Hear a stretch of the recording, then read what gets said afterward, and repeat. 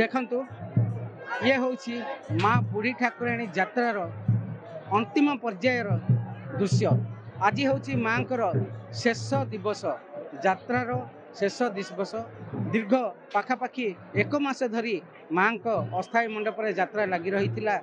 प्रबल भिड़ होता भक्त मानकर समागम होता एवं आज शेष दिवस रे भक्त मानकर समागम जमी हवा कथा होती किंतु जेहेतु आज शेष दिवस भक्तंकर प्रबल भिड़ होची एवं बर्तमान जदि कहवा समय 10टा बाजी बर्तमान सुधा आपड़ देखुं भिड़ किभली आहरी भिड़ बढ़ कहीं ना जेहेतु माँ राति 12टा हेले एठारू बाहर एवं बाप घरे जो लीला खेल चलाई जेहेतु से माँ बुढ़ी ठाकुराणी बाप घर को आसी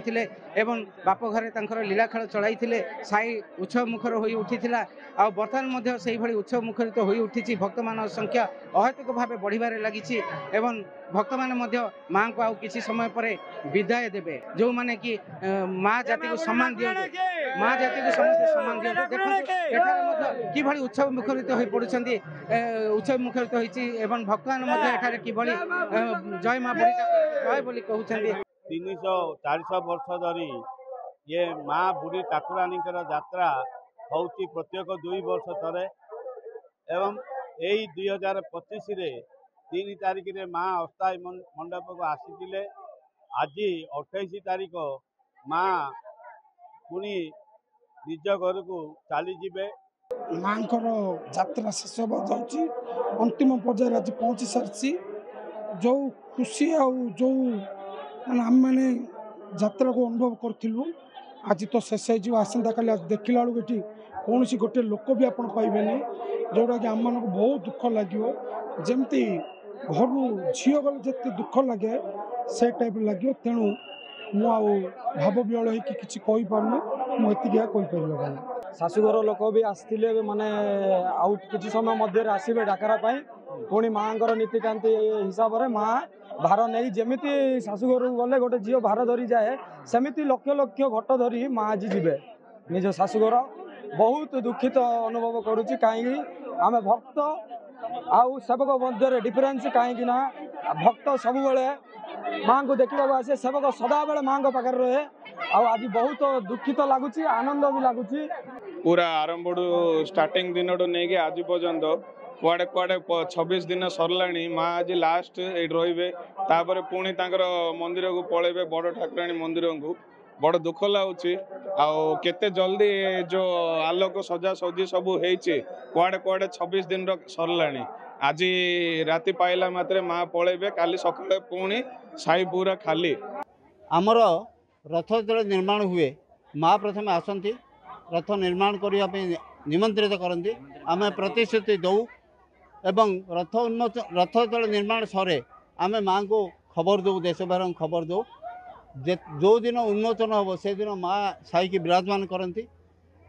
सम्मुखें आलती पूजा सरला माँ आम रथर उन्मोचन होता है मुख खोली था मुह खोल जाए किंतु ये जो 100 वर्षर परंपरा ए वर्ष तार विभ्राट घटला से परंपरा भांगी दिगला आमको देश बाहर को आम जो रथ निर्माण सरला बोली खबर देलु सी कहले माँ प्रोग्राम हो पारनी तमें आज्ञामाला नहीं रथ उन्मोचन कर दियो ये प्रकार आम रथ उन्मोचन करदेलु जदिओ किंतु गोटे पुरातन परंपरा 100 वर्षर परंपरा गोटे परिवर्तन हो गला भांगीगला परंपरा। प्रति 2 वर्ष माँ यात्रा अवसर में आमर भगवत पीठ राजेश तरफ कलाकुंज अनुष्ठित होमर पूर्व पीढ़ी जो मैंने दायित्व थे से भी कर 1956 मसीह कार्यक्रम चली आसला एवं आमर कलाकुंज यही वर्ष महादेव को महाकाल रूप तैयार होती लोक सचेतन करने सकाशे आमर किसी ना किसी कार्यक्रम अनुष्ठित हुए यही वर्ष आमर जो सुना चन लेडीज मैंने देखे पिंधुंट ताकू छिनताई कर लोक मैंने सचेतन करने घर भर पशि सुना रूपा लुट दराज करने आजिकल ये आईन श्रृंखला आम सचेतन करने किसी कार्य करपर आमर कार्यक्रम चालू रही। चरित्र महानता समाज एक परिवर्तन वार्ता वर्तमान जो कलिकाल प्रत्येक व्यक्ति मध्य जो प्रकार द्वंद्व द्वेषा ଏବଂ ବିଶ୍ୱାସଘାତକତାର ଯେଉଁ ପ୍ରତୀକ ସାଜିଛି କେବଳ ଏ ଭକ୍ତ ଚରିତ୍ର ବେଶ ମାଧ୍ୟମରେ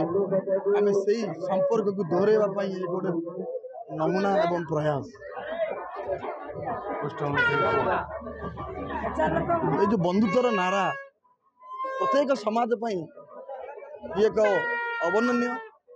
এবং প্রত্যেক হৃদয় ভিতরে এক জাগরণ সৃষ্টি করিবার পাই এই প্রয়াস